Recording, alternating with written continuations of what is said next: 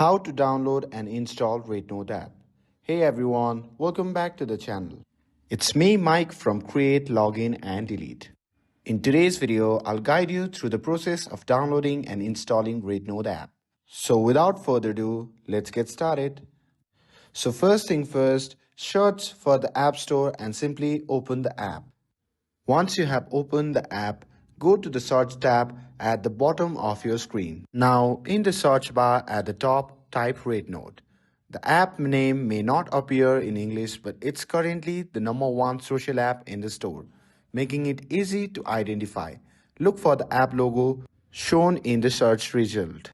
Tap the Get button next to the app to start downloading.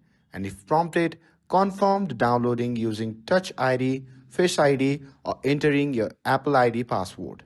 And after that, wait for the app to finish downloading and installing. And once completed, simply tap Open to launch Rednote and start exploring its features. And that's it. You have successfully downloaded and installed Rednote app. And with this, if you found this video helpful, don't forget to like, share and subscribe to get updated for more videos. Thanks for watching and I'll see you in the next video.